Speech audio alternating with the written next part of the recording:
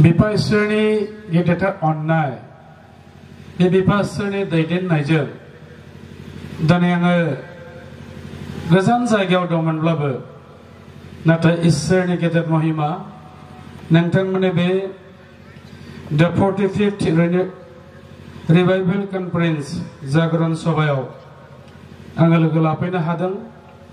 बे जाबाय इसोरनि गेदेरथार अननाय आरो नोंथांमोननि बे रिभाइभेल कनफारेन्सआव होजाखानाय बादि गोबां आलासि बाव मानगोनां सौफैनानै दङ आरो लोगोसेयैनो आं मिन्थियै सिनायै लकेल इन्टेलेक्चुवेलफोर मानगोनां बिथांमोन दङ आरो बे ओनसोलाव जिसिबां बे एरिया कभार खालामदों बे मोनफ्रोमबो चार्चेसनि बा मण्डलीफोरनि सिबिजाथाव मानगोनां दैदेनगिरि बिथांमोन आरो आं सिनायजोबनो मोनाखै मानगोनां पास्टर आरो रेभारेन्ड मानगोनां बिथांमोनबो निश्चय दंफैयो। दा आङो आंनि गोसो गोरबोनिफ्राय आंनि उन्दै नखरनिफ्राय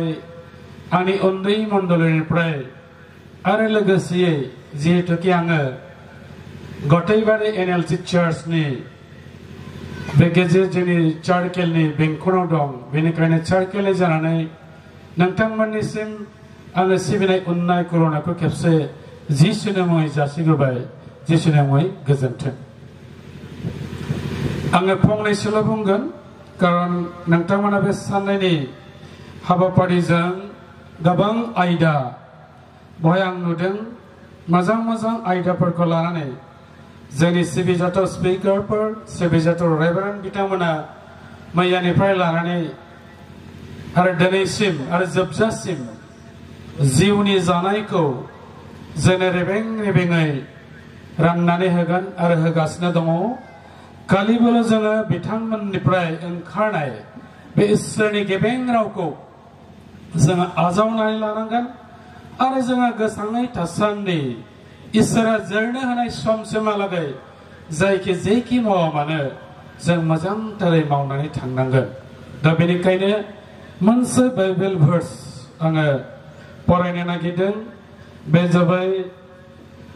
1 जन चैप्टार 4 नि भार्स 8 आङो जिसु ख्रिस्टनि मुङाव फरायनो नागिरदों। जिसुनि मुङाव जायफ्रा अना बिसोरो इसोरखौ मिथिया मानोना इसोरा अननाय। बेसेबांबा गोसोआव लाथाव जोबोद मेहेर गोनां राव आरो बे रावा दिनै आरोबाव जोंखौ बे रोखोमै मावनो आरो थांनो जोङो थिनदों। थारैनो नंगौ जायफ्रा अननो हाया बिसोर इसोरखौ मिथिया मानोना इसोरा दि अननाय। जोंनि बाइबेला फोरमायदों जोंनि मानगोनां रेभारेन्स बिथांमोना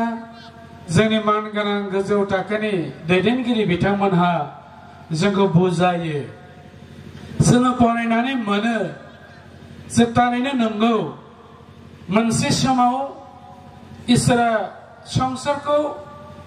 सृष्टि खालामनायनि उनाव गावनो गासिबो जिब जुनार मानसिखौ सृष्टि खालामनायनि उनाव बे जोबोद समायना नुदोंमोन आरो बेयो सुबुं माहारिखौ अनसोगारोमोन। नाथाय पिरिनि उनाव पिरि थांखांनायनि उनाव जोङो बे हादाबाव जोङो संसाराव खामिनाय मानसिफ्रा इसोरनिफ्राय गोजाननिफ्राय गोजान जालांबाय थादोंमोन। जाउनाव इसोरनि अननायखौ जोङो मोननो हायाखैमोन। गावजों गावनि गेजेरावबो अनलायनाय गैलियामोन। दा बेनिखायनो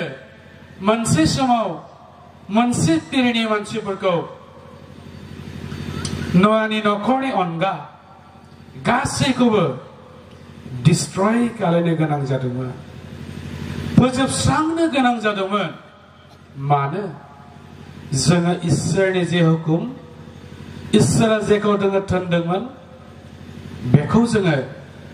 मानियाखै फालियाखै आरो बिदिनो फिरिनि उनाव फिरि थांबावबाय मानसिफ्रा गोबां एरलांबावबाय गोथार बाइबेलाव होननाय बादि गोबां जोंनि इयुन जोलैफ्रा फैबाय नाथाय आरोबाव मोनसे समावबो मानसिफ्रा मा जाखो इनाय अनागारि जाबाय गावजों गाव अनलायनो हायाखिसै नों अननायानो गैयाबा नोंनि साखाथियाव थानाय मानसिखौनो नों सिनायनो रोङाबा अब्लालाय इसोरा बहा नोंखौ अननो आरो नोङो गुबुनखौ अननो रोङाबा इसोरखौलाय नों बहाथो अननो हानो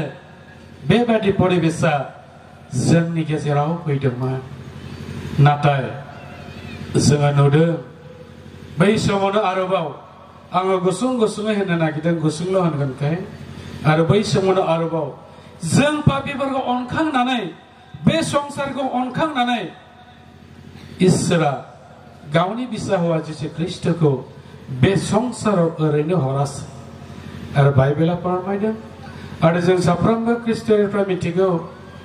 बे संसारखौ इसोरा एसेग्राब अनबाय बे गावनि सारि जानाय जासेल' बिसाखौ बे जेबो संसाराव जोंनो हरबाय आया जाबाय बेखौ फोथायगोन बे जोबनो गैयै गोथांखौ मोनगोन बे जोबरोंनाय नङा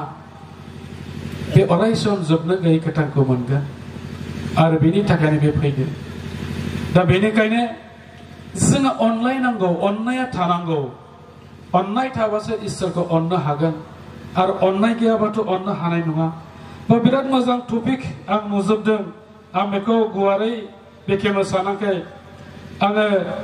बेखौ माने ओरैबायदि नायबाय थादों जे टपिकखौ नोंथांमोना सायख'नानै लादों जोबोद जोंनि थाखाय गोनां इम्परटेन्ट आरो बेनि गेजेराव टीम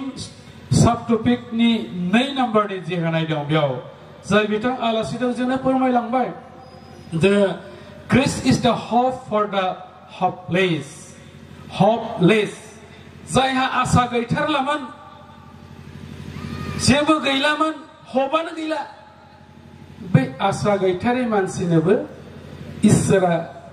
आसाखौ होनो हायो नोंनाव मा थानांगौनो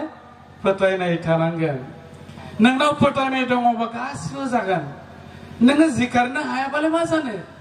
नों बेनिफ्राय गुबुन फारसे थांनो हायाबालाय मा जानो नोंखौ बोखांगोन नोंखौ दैदेनगोन बै फोथायनायासो बै आसायासो आसा जोंनियाव मा आसा दं जोंनाव बेनो आसा दं संसारनिफ्राय आं नों जेब्ला बयबो आन्दायलांगोन जों साफ्रोमाबो जोंनि सोलेरखौ संसाराव गालांनांगोन मानोना जोंनि सोलेरा हाद्रिजों दाजानाय बे हाद्रिजों दाजानाय जोंनि सोलेरा हाद्रियावनो थागोन नाथायबा जोंनि मुल्यबान जे जोंनि जिउ बेयो सोरगो रायजोआव थांगोन बे आसा बे बरसा जोंनियाव थाथारनांगोन दा बेनिखायनो आङो दिनैनि बे समाव नोंथांमोनजों लोगो मोनज्लायनायजों लोगोसे आरो जिहेतु दिनै गोथार जिरायनाय सानखौ बयबो गोथार होननानै गोसोखांदों आरो लोगोसेयैनो दिनै वर्ल्ड सानडे स्कुल दिबसबो दङ मोनफ्रोमबो गुबुन गुबुन जायगाफ्राव फालिनाय जादों दा जों इसोरखौ गाबज्रिदों सिबिदों इसोरनि बाथ्राफोरखौ जोङो सोलोंज्लायदों जोंनि गोजौ मासियाव जाय दं बिथांमोना जोंनो फोरोंदों बिथांमोननि फोरोंनायखौ जों आजावनानै लादों मिजिंथिदों नोंथांमोना जे बाथ्राफ्रा फोरमायजागोन बेखौ नोंथांमोना जिउआव आवथि लानानै जोबनाय समाव जों जाहाथे आद्रि जाया जों जाहाथे गेबें लामाजों थांनो हायो बेखौ जाहाथे नोंथांमोना बयबो आवथिनानै लानो हायो आरो लागारबो इसोरनियाव जिसुनियाव प्रार्थना खालायो बेखौ बरसा खालायनानै बे साननैनि हाबाफारिजों खुंनो लानाय बे कनफारेन्सआ जोंनि मानगोनां आलासि सौफैनो हानाय साफ्रोमबो इसोरनि बिसाफ्रा जाहाथे गाहाम मोनसे गाव गावनि जिउआव मेसेज लानानै थांनो हाथों बेखौ मिजिंथिनानै आंनि सुंद'थार बुंथिनायखौ आं फोजोबबाय जिसुनि मुङै जाथों आमेन।